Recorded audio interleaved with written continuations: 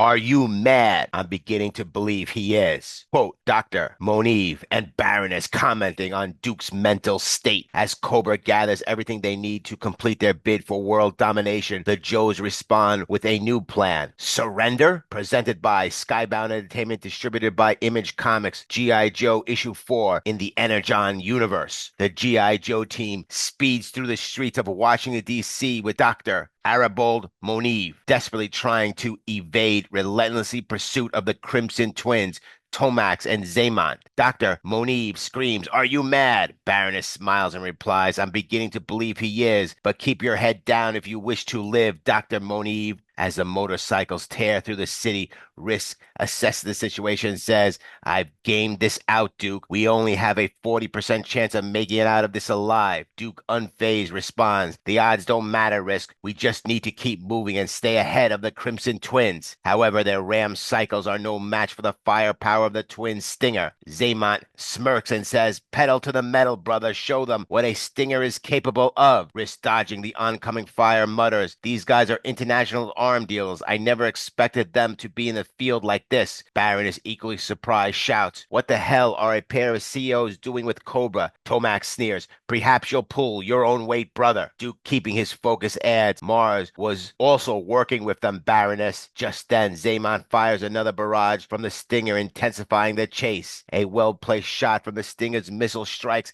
knocking the G.I. Joes off their bikes. As they scramble to recover, they find themselves surrounded and cornered by the Crimson Guard. While Risk and Baroness prepare for battle, Risk smirks and says, "I can take out at least 3 of them. How about you?" Baroness replies, "Would you just shut up and fight?" Dr. Monet, panicking, exclaims, "We're going to die." Duke assures him, "Not today, Doctor. They want you alive." However, Duke's expression darkens as he notices civilians caught in the chaos, fleeing from a massive explosion. Refusing to let innocent lives be lost, he makes a split-second decision. Dropping his pistol, he raises his hands and surrenders to Cobra. "This has to stop," Duke declares. Duke raises his hands and says, "We surrender." Baroness glares at him and demands, "What are you doing?" Before the Joes can react, the Crimson Guard swiftly knock them out. Tomax and Zaymont seize Dr. Monive. The Crimson Twins ask Dr. Monive, "How would you like to join the winning team?" Tomax and Zaymont finish each other's sentences, a trait carried from their A Real American Hero cartoon counterparts. Meanwhile, at a secret bunker in Shenandoah National Park, where the Brainwave scanner is about to be shipped out,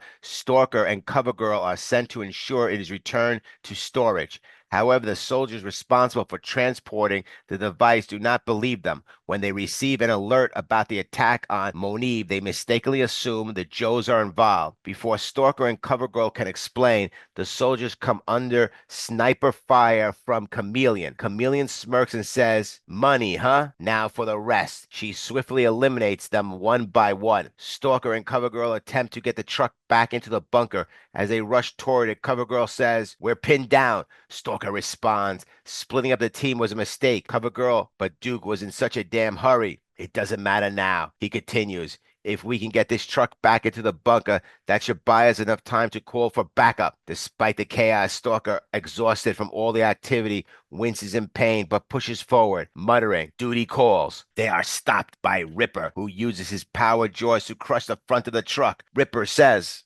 "Sorry, mate, you ain't going nowhere. It's been a while since I got to see any action. I ain't been able to fire one of these fancy laser guns yet." He prepares to execute the Joes with his new laser gun, but Chameleon suggests, "Hold your fire, Ripper. These are the same people who gave Mercer trouble. I believe Destro would prefer we bring them in alive so he can interrogate them." Ripper smirks. "A fate worse than death. Look like we're going on a double date, ready to hit the road." Ripper, who joined Cobra after being abducted by Cobra Commander and Cobra Commander Issue 5, debuts a new Cobra uniform in this issue. He is also armed with his signature weapons, power jaws, and a bladed rifle, though slightly redesigned. Notable, Ripper is not dressed in his usual dreadlock gear, but in a style more akin to Mercer's. These weapons make their debut in this issue, closely resembling the versions from Ripper's G.I. Joe Classified Series figure. In Springfield, Destro meets with Mercer. Destro asks, "Were you able to retrieve it?" Mercer responds, "Right on time. Managed to sneak it out before it was incinerated." Mercer has secretly retrieved the body of the Cobra Law agent who attempted to assassinate Cobra Commander.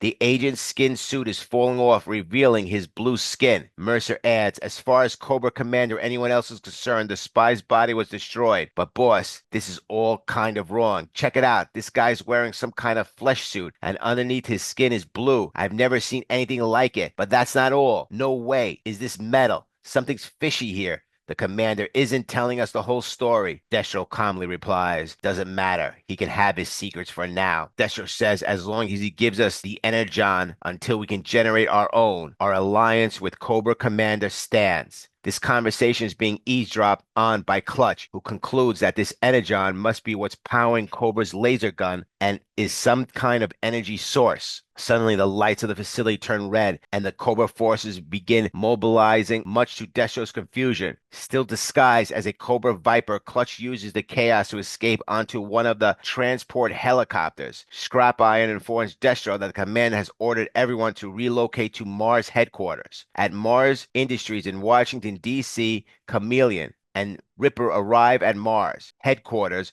with a brainwave scanner in tow, followed by Destro and Mercer, then Tomax and Zaymon with Dr. Moniv. The brainwave scanner is being unloaded from the truck as Ripper warns a Cobra trooper to be careful, saying, that bad boy is one of a kind. Destro storms in furious, demanding, what is the meaning of this? Why are we here? Chameleon responds, calm down, lover. Ripper and I have followed your lead and retrieved the brainwave scanner. But then we received an order to return to Mars. Destro asks, by whom? As Mercer responds, Destro, look who it is. Euro trash. The Crimson Twins smirk as one of them says, the gang's all here, while pushing Dr. Moniv toward his invention. Your prize, Doctor, they sneer. Moniv, confused and alarmed, demands, what the hell is this all about? But his surprise only deepens when he sees the device before him. My Brainwave scanner, you recovered it, he exclaims. Ripper scoffs, wasn't easy, mate. What does that thing do anyway? Dr. Moniv replies, it was built to help people. It can alter memories, move them, or implant them. Suddenly a voice cuts through the air. It is Cobra Commander stepping forward on a hiss tank, surrounded by Ripper, Dr. Moniv, the Crimson Twins, Mercer, Chameleon, and Destro. Cobra Commander stands atop of a platform and declares, but in Cobra's hands, it will create a new world order. Destro, visibly frustrated, demands, why are we here, Commander? You do not inform me of this change in plans. Cobra Commander responds, these G.I. Joes have somehow managed to intercept us at every turn, so I felt it was too early to risk Springfield. Destro narrows his eyes, so instead you compromised me? Cobra Commander remains unfazed. Once all is revealed, you will thank me. We will merge Dr. Moniv's brain scanner with the technology we have acquired, then power it with our Energon